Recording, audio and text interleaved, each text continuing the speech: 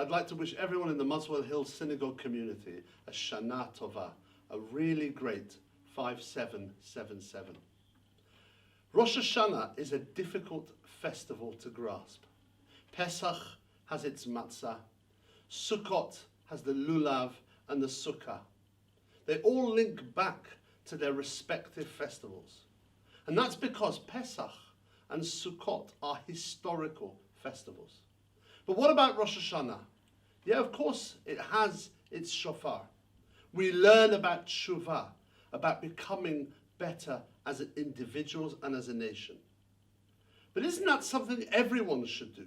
Not just our people, the Jewish people. I would like to suggest that Rosh Hashanah is a festival that models how those who share identity can live in the wider world. Pesach and Sukkot are about our story, the Jewish story. Even Yom Kippur is very much about our relationship as a people and as individuals with God. Rosh Hashanah is not a festival of national history or national identity. In fact, if there is any connection to history, it is represented by the words that we sing after the shofar is blown. Hayom Harat Olam, the day that the world was conceived.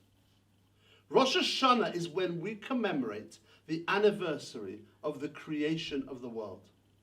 It is not surprising, therefore, that there are both particularist and universalist themes in what we say throughout the festival.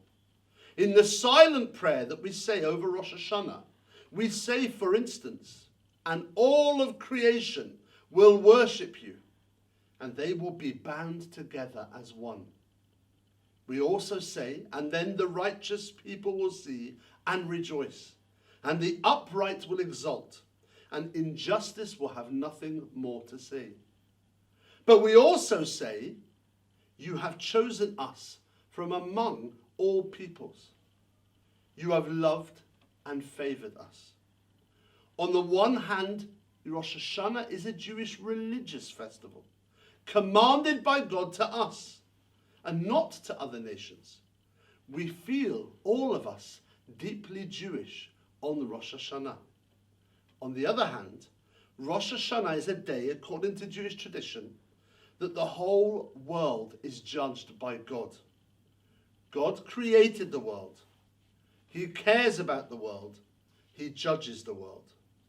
We live in a world where the theory of secularization, that the world would move away from religion towards a liberal secular world, is being proved wrong in front of our eyes.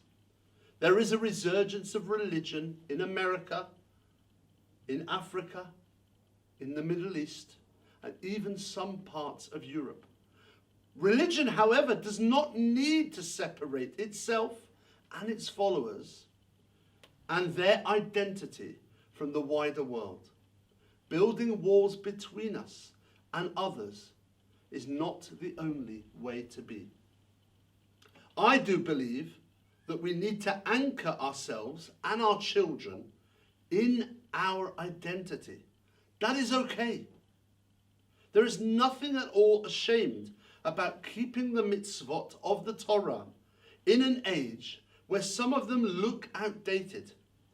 It is not always true that the postmodern world is the normal one.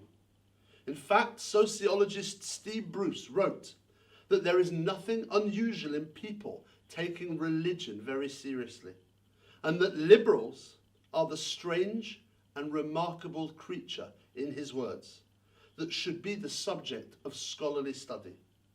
But that anchor can give us the confidence to mix with the wider world and see the good in it as well. We know from the ethics of the fathers that we should judge everyone with the benefit of the doubt. We know that the world is not perfect at all, but we must not give up on that world. In fact, we must be aware that there is a lot of pain around in our world. For so many in our world, life is about survival.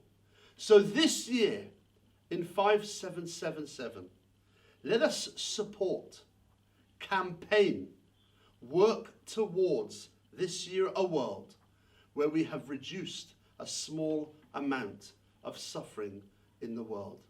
Shana Tova U'Metuka.